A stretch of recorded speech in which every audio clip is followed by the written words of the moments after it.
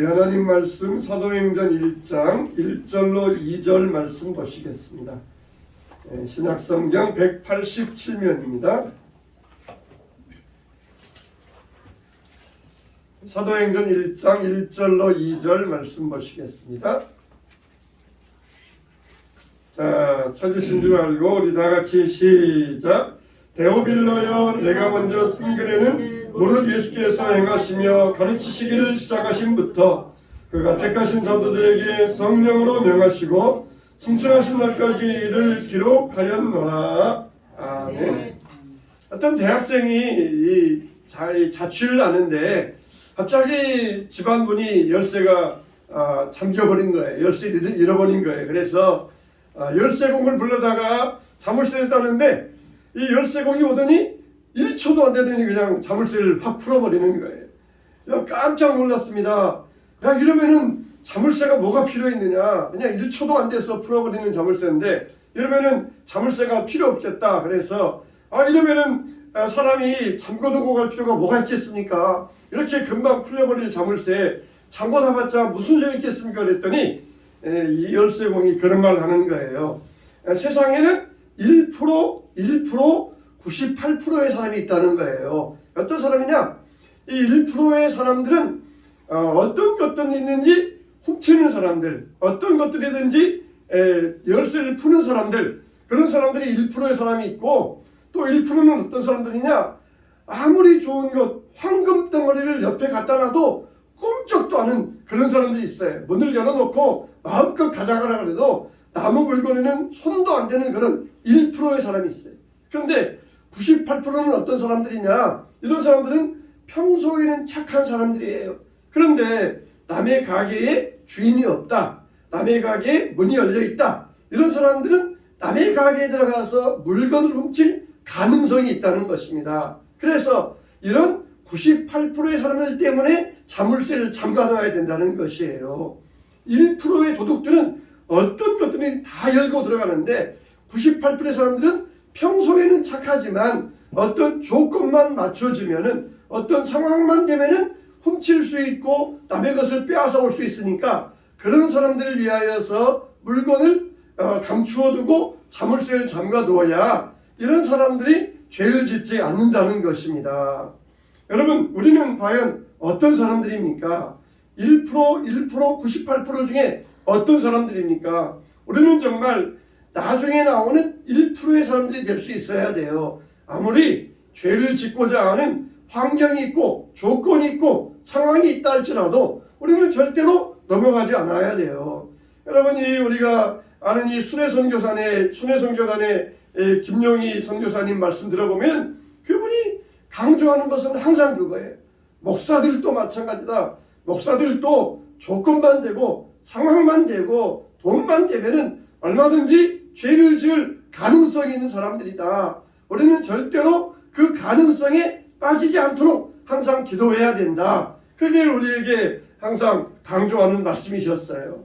우리는 정말 1%의 사람들이 될 수 있어야 돼요. 우리가 사도행전을 보면은 성령행전이라고 할 수 있습니다.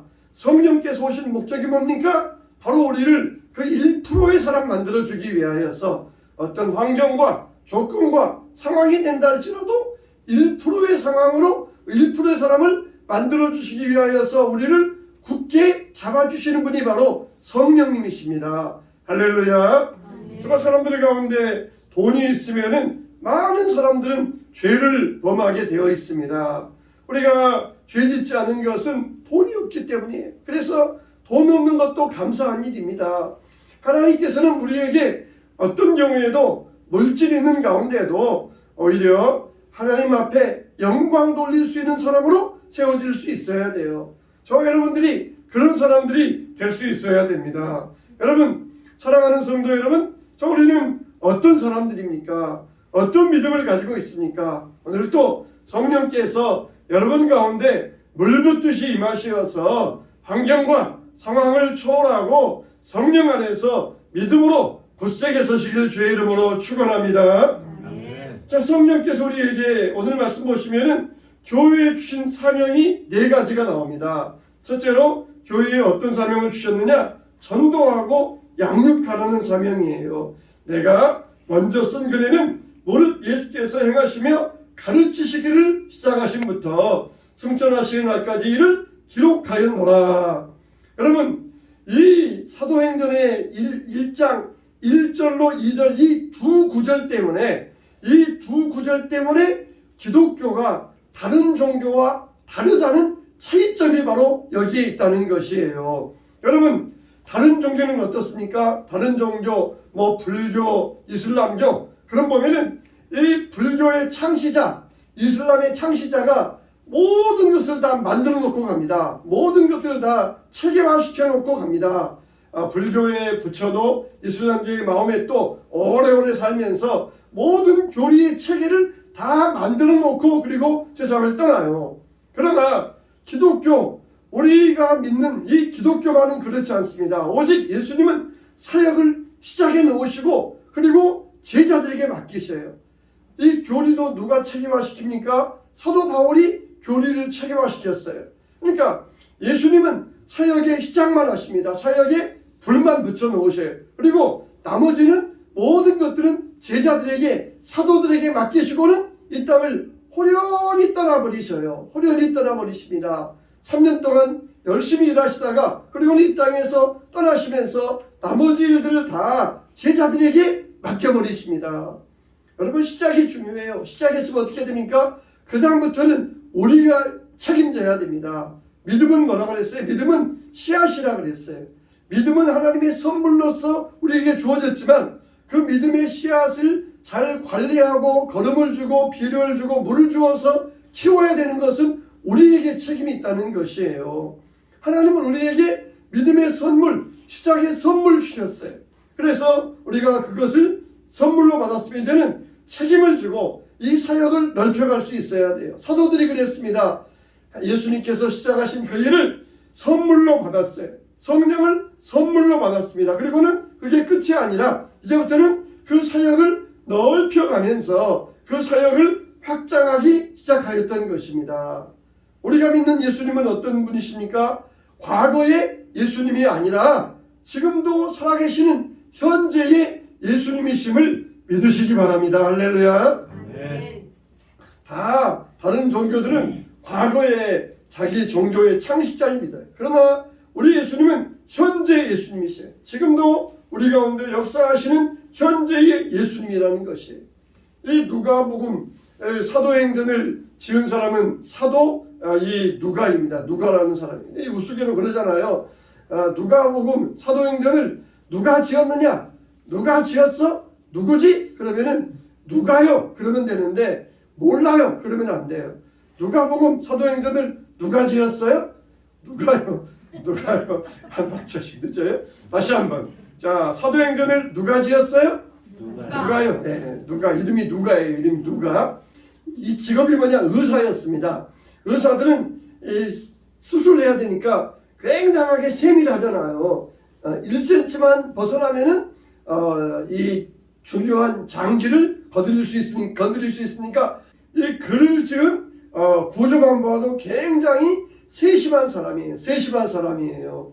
요즘 목사님 아들 가운데 굉장히 유명해지는 목사님 아들이 하나 있는데 그 누구냐? 바로 이 의대를 나와가지고 작가가 된 사람인데 소위 그 중증 외상센터라고 하는 이 드라마를 쓴 작가가 바로 이 목사님 아들 의사예요. 그래서 굉장히 이 중증 외상센터라고 하는 드라마가 유명해지면서 동시에 아들이 뜨니까 아버지도 동시에 뜨고 있어요. 아들이 의사가 되고 작가가 되어가지고 뜨니까 이제는 아들에게 인터뷰를 오더니 아버지가 목사님이다 그래가지고는 아버지에게도 막 인터뷰가 와가지고 그렇게 막 이 아들과 아버지가 동시에 뜨고 있다는 것이에요. 보면은 의사들은 굉장히 치밀합니다. 세밀해요. 그래가지고 아주 1cm만 벗어도 안 되니까 이 누가는 그 치밀한 성격을 가지고 아주 꼼꼼하게 이 사도행전을 기록을 했습니다. 그래서 데오빌로여, 내가 먼저 쓴 글에 대하여 그리고 우리 중에 있었던 그 사실을 처음부터 목격하여서 증언하려는 사람이 많이 있었다. 나도 그 사실을 증언하기 위하여 붓을 들었노라. 그렇게 누가가 기록을 하면서 증언을 했던 것이에요. 자, 여러분, 우리 중에 이루어진 일들에 대하여 기록을 하려고 붓을 든 사람이 많은지라. 데오빌러요. 이건 뭘 말하고 있습니까? 지금 이 누가는 이 데오빌로를 양육하기 위하여, 데오빌로를 전도하고 양육하기 위하여 이 누가복음과 사도행전을 기록했다는 것이에요. 누가복음은 데오빌로가 아직 초신자 때에 있었고, 사도행전은 이 데오빌로가 좀 꽤 그래도 신자가 되었을 때에 사도행전을 기록해가지고 내가 예수님께서 하신 일에 대하여, 그리고 성령이 오셔서 사도들이 한 일에 대하여 당신에게 알게 하기 위하여 이 성경을 기록하였다. 그렇게 말씀하고 있습니다. 여러분, 여러분에게는 어떤 데오빌로가 있습니까? 여러분이 누가라, 내가 먼저 믿는 사람이라 그러면은 우리는 나중 믿는 사람들에게 예수님에 대하여 알려줄 수 있어야 돼요. 그러니까 교회의 사명은 뭡니까? 전도하고 그리고 양육하는 것, 한 사람을 잘 하나님의 사람으로 키워가는 것, 그게 바로 교회의 사명이라는 것이에요.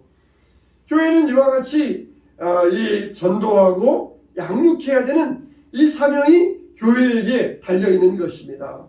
여러분의 데오빌로는 어떤 사람입니까? 그냥 순수하게 말 잘 듣고 우리 교회 가자 그러면은 예 하고 따라올 사람이면은 얼마나 좋아요. 근데 세상적으로는 굉장히 풍성해가지고 부족함이 없는데 영적으로는 갈급함이 없는 사람들, 세상적으로 잘 사니까 영적으로는 구하는 것이 없어요. 영적으로 갈급해야 되는데 영적으로 구하는 것이 없으니까 교회 갑시다. 그래도 잘 먹고 잘 살고 여기가 좋은데 천국 갈 필요 없어요. 천국 가기 싫어요. 그런 사람들이 세상에는 많이 있습니다. 우리에게 어떤 데오빌로가 있습니까? 우리는 그 데오빌로에게 이 말씀을 전할 수 있어야 돼요. 한 사람 한 사람이 얼마나 소중합니까? 이 누가복음, 사도행전 얼마나 긴 글입니까? 그런데 오직 한 사람을 위하여서 이 누가가 이 긴 글을 썼다는 것이에요. 여러분, 보통 여러분들 친구에게나 부모님에게 편지 쓰면 얼마나 편지 씁니까? 저도 군대에 있을 때는 열심히 부모님에게 편지를 썼어요. 그런데 편지 한 페이지 채우기가 쉽습니까? 어려워요. 쉽지 않습니다. 편지 한 페이지 채우기도 쉽지 않아요. 근데 이 누가는 사도행전 이 수십 장, 누가복음 수십 장을 오직 한 사람, 오직 데오빌로 한 사람을 위하여서 수십 장을 편지로 써서 보내고 있었던 것이에요. 지금처럼 종이가 있어가지고 쓴 것도 아니고 양피지에다가 그 두꺼운 양가죽에다가 편지를 쓰니까 부피도 엄청나게 많습니다. 이와 같이 한 사람을 위하여 굉장히 정성과 열심을 다한 이 누가의 모습, 이게 우리가 한 사람을 위하여서 최선을 다해야 되는 우리의 모습을 여기에서 보여주고 있어요. 정말 데오빌로에게 정성을 다하여서 최선을 다하여서 편지를 써주고 있는 누가의 모습에서 우리들도 한 영혼을 위하여 이러한 정성과 최선을 다할 것을 다짐해야 될 것입니다. 우리는 정말 서로 전도하다 보면은 어떻습니까? 전도하는 사람이 더 은혜를 받아요. 전도하는 사람이 더 기쁨이 넘칩니다. 그래서 전도하면서 전도지를 전했는데 이 사람이 전도지를 받으면서 관심을 가지면은 얼마나 기분이 좋고 기쁨이 넘칩니까? 그 사람에게서 씨앗의 가능성 있는 것을 볼 때에 얼마나 기쁨이 넘칩니까? 이게 전도하고 양육하는 사람의 기쁨인 것이에요. 교회는 이와 같이 한 사람을 위하여 전도하고 양육하고 최선을 다하는 것이 교회의 사명인 것입니다. 좋은 설교라고 하는 것은 듣기에 좋은 설교가 아니라 적용되는 설교가 좋은 설교예요. 여러분이 설교 듣고 이 설교 좋은 말씀으로 끝나는 것이 아니라 나도 이와 같이 전도하고 말씀 전하고 한 영혼을 위하여 최선을 다하기 원합니다. 이게 바로 좋은 설교입니다. 교회의 사명은 전도하여서 한 영혼을 구원하는 것이 교회의 사명이라는 것을 분명히 이 말씀 가운데서 우리에게 들려주고 있습니다. 두 번째로 교회의 사명은 뭐냐? 명령 듣는 것이다. 따라서 합시다. 명령 듣는 것이다. 명령을 듣는 것이다. 할렐루야. 뭐 하는 것이다? 명령을 듣는 것이다. 교회의 사명은 명령을 듣는 것이라는 거예요. 여러분, 예수님께서 사도를 세우셨잖아요. 그러면 사도들이 내가 사도할게요 그러면서 자원해가지고 사도가 되었습니까? 예수님께서 임명하셔가지고 사도가 되었어요. 그래서 그들에게 직접 임명하시면서 하신 말씀이 무엇입니까? 예수의 이름으로 죄사함 받게 하는 회개가 모든 족속에게 전파되리라. 그렇게 말씀하셨던 것이. 그래서 뜬금없이 바울도 전혀 생각이 없었는데 예수님께서 확 잡아가지고 사도를 삼아주셨어요. 이방의 사도 그를 세워주셨던 것입니다. 원래 사도라는 의미는 두 나라가 전쟁이 났을 때 두 나라를 왔다 갔다 하면서 서로 중재하도록 평화하도록 맡기는 것이 바로 이 사도의 사명이에요. 여러분, 우리가 주님을 섬기는 자로서 여러분의 섬김은 무엇입니까? 봉사입니까? 사명입니까? 여러분이 하나님을 위하여 일하는 게 봉사입니까? 사명입니까? 봉사라고 하는 것은 그냥 내가 할 수 있을 만큼만 내가 하다가 그만두면 끝이에요. 내가 사회봉사하겠습니다. 청소하고 저기 어려우신 분들 집에 가서 내가 빨래도 해주고 밥도 해주고 이런 봉사하겠습니다. 그러면은 이런 봉사는 하다가 내가 그만두면 끝이에요. 그러나 교회의 섬김은 봉사가 아닙니다. 봉사한다 그러는데 봉사가 아니에요. 교회의 섬김은 무엇입니까? 따라서 합시다. 교회의 섬김은 사명이다. 할렐루야. 사명은 뭐예요? 예수님께서 맡겨주셨기 때문에 이거는 죽을 때까지 해야 돼요. 죽을 때까지. 내가 하다가 내가 못하겠어요. 내가 그만두겠어요. 이런 봉사가 아니에요. 하나님의 섬김은 사명이에요. 사명이에요. 박 목사가 목회하다가 힘들어서 못하겠어요. 이렇게 할 수 없어요. 이거는 죽을 때까지 해야 될 하나님의 사명이에요. 교회의 섬김은 봉사가 아니에요. 내가 봉사하겠습니다. 물론 그런 의미로 말한 건 아니고 그냥 마땅한 단어가 없으니까 말하지만은, 그러나 이거는 교회의 섬김은 봉사가 아니라 사명입니다. 사명이에요. 사도들을 데려다가 고기 잡던 베드로와 요한 데려다가 나를 따라오너라. 이게 사도들이 예수님께 임명받았어요. 그 전에는 힘들 때는 못하겠다. 예수님 이제 안 보이니까 돌아가서 고기나 잡자. 그러면서 돌아갔지만은 성령이 오셔가지고 이들을 사로잡으니까 그때부터는 사명으로 알고 끝까지 충성했던 거예요. 아유, 내가 언제 하고 싶어서 했어요? 고기 잡고 있는데 오락하셔가지고 나를 불러서 이렇게 오락하셔서 내가 온 거지 내가 하겠다고 한 거 아니잖아요. 그러면서 그만두지 않았어요. 끝까지 사명 감당하면서 죽을 때까지 주의 일을 감당하는 것. 이게 바로 사명이에요. 주의 일은 사명이에요. 일하다가 도중에 힘들어 못하겠어요. 그렇게 하는 것은 세상적인 봉사가 될 수 있지만 이거는 사명이 될 수는 없는 것이. 주의 일은 사명입니다. 하나님의 사명자로서 설 수 있어야 돼요. 그래서 택하신 사도로서 주님께 부름을 받아서 우리가 다 사명자가 되었어요. 우리가 사명자가 된다는 건 어려운 일이 아닙니다. 날마다 우리가 성경 묵상하면서 주일 예배 드리고 오후 예배 드리고 또 그리고 새벽 예배 드리고 금요 예배 드리고 꾸준히 하는 게 그게 사명자로서 성숙해 나가는 길이 되는 것입니다. 특별하게 어려운 훈련 받아야 되고 교육 받아야 되고 그런 게 아니에요. 꾸준히 우리가 성경 묵상하면서 예배 잘 드리고 그게 바로 우리가 사명자로서 훈련받는 길입니다. 우리가 정말 하나님 말씀을 우리가 잘 읽고 성령 받아야 돼요. 성령 받아야 돼요. 성령 받지 못하면은 하나님 말씀을 아무리 읽어도 내 사명이 뭔지 모를 수가 있습니다.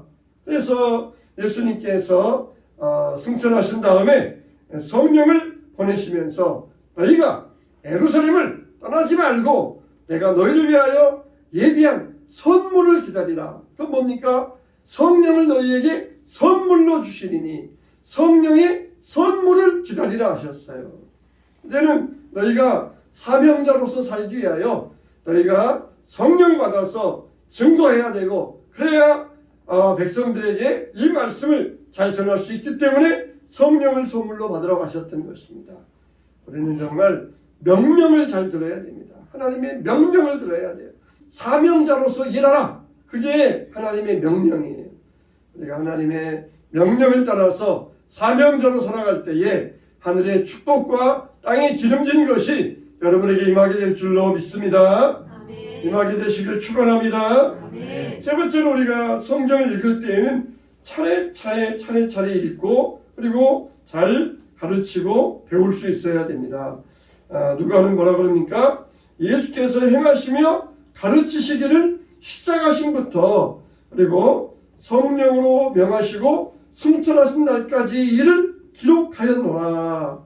여러분 우리가 성경 읽을 때에 여기 읽었다가 저기 읽었다가 하시면 안 돼요.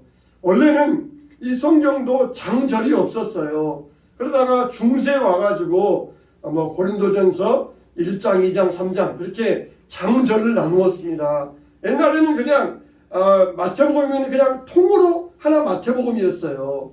근데 이렇게 장절로 나눠지면서 사람들이 편리하게 됐는데 그 가운데 또 부작용이 뭐냐면은 사람들이 자기 입맛에 맞는 것만 읽기 시작하는 거예요. 그래서 시편 23편 또 고린도전서 13장 이렇게 장절 찾아가지고 편리해졌는데 자기 입맛에 맞는 것만 읽는 거예요. 성경은 원래 이렇게 통으로 되어 있습니다. 그래서 차례로 읽어야 돼요. 예수님께서 시작하실 때부터 성령으로 명하시고 승천하시기까지 차례차례 명하면서 이들에게 가르쳐 주셨다는 것이에요. 그래서 하나님의 말씀을 시작부터 끝까지 서론, 본론, 결론 차근차근 읽어갈 때 그 말씀이 우리에게 능력이 된다는 것입니다. 네 번째로 우리는 이 말씀을 행하고 가르치는 것. 이게 우리의 사명이에요. 교회에서는 모이면은 하나님 말씀 읽고 기도하고 찬양하고 나가면은 전도하고 이게 우리의 사명인데 하나님 말씀을 우리가 잘 배워야 돼요. 교회에서. 그리고 우리는 이 말씀을 행하며 가르칠 수 있어야 됩니다. 교회의 제사는 어린 아이들과 청년이에요. 이 어린 꿈나무들에게 소망이 있어요. 예수님께서 이 말씀을 잘 가르치셨듯이 우리는 어린 자녀들에게 이 말씀을 잘 가르쳐서 우리 자녀들에게 좋은 본을 보여줄 수 있어야 됩니다. 우리 옛날 속담에 애들 앞에서는 찬물도 못 마신다 그랬잖아요. 여러분 우리가 요즘이야 하도 건강에 대해서 강좌들이 많이 있으니까 우리가 따뜻한 물 먹어야 된다. 우리 몸은 37도이기 때문에 그보다 찬물 먹으면은 우리 몸이 그에 반응해서 그 몸을 그 찬물을 또 막 뜨겁게 주게 하여 몸에 열이 빼앗기고 몸에 부작용이 있다 그래서 요즘은 워낙 그런 말들이 있어서 뜨거운 물보다는 또 미지근한 물 그런 물들을 마시라고 이야기하잖아요. 그런데 그냥 어른들이 그냥 우리 몸을 위해서 특히 이제 기름진 음식을 먹은 다음에 미지근하고 뜨거운 차를 마셔줘야 이렇게 기름기가 잘 흘러내려갈 거 아니에요? 그래서 아이들에게는 미지근한 물 먹고 뜨거운 물 마셔라. 그래놓고서는 자기가 찬물 먹으면은 더울 때는 우리가 또 냉수 먹을 수도 있잖아요. 근데 그럴 때 먹으면은 또 애들이 그거 보고는 자기도 찬물 먹으면서 우리한테 못 먹게 한다고 그렇게 말할 수 있으니까 애들 앞에서는 냉수도 못 마신다고 그랬어요. 우리가 정말 그래야 됩니다. 우리가 애들 앞에서는 그래야 돼요. 우리가 믿는 부모로서는 그렇게 우리의 행동이 조심성 있는 행동이 될 수 있어야 돼요. 우리 말도 조심성 있는 말이 될 수 있어야 돼요. 애들에게 말과 행동에 있어서 본을 보여줄 수 있어야 됩니다. 스탠리 하워즈라고 하는 목사님이 계셨어요. 이 목사님은 24년 동안을 굉장히 사모님 때문에 가시를 겪으셔야만 했었어요. 이 사모님이 극심한 우울증에 빠져가지고 문제 일으키고 또 이혼하자 그러고 결핍하면 집을 나가니까 24년 동안을 결혼 생활하면서 극심한 어려움을 겪으셨습니다. 이렇게 그런 와중에서도 아들은 반듯하게 잘 자랐어요. 그런 가정 가운데서 혼란한 가정 가운데서도 이 아들은 흔들리지 않았습니다. 왜냐하면 아버지가 믿음의 본을 똑바로 보여주니까 그 가운데서도 아들은 흔들리지 아니하고 굳센 믿음을 가지고 사는 것을 우리가 볼 수가 있습니다. 우리가 가정에서 부모가 올바른 믿음의 본을 보여줄 수 있어야 돼요. 그래야 자녀들이 그 본을 받아서 그것을 받아들여서 예수님을 만나게 되는 것입니다. 여러분, 교회에는 하나님께서 이런 사명을 주시어서 하나님 말씀을 가르치고 그리고 성령의 명령을 따라 살고 그리고 전도하고 하나님께서 명하시는 것을 너희들도 나가서 전하라는 사명을 우리 교회에 맡겨주셨습니다. 저와 여러분들이 이 교회의 사명을 잘 받아서 교회의 사명대로 맡겨주신 사명대로 전파하며 나아갈 때에 하나님께서 우리에게 성령을 물붓듯이 부어주실 줄로 믿습니다. 우리가 이 교회의 사명을 잘 감당하며 나아갈 때 하나님께서 우리 교회를 통하여서 크신 은혜와 축복을 더하여 주시기를 주님의 이름으로 축원합니다. 축원합니다.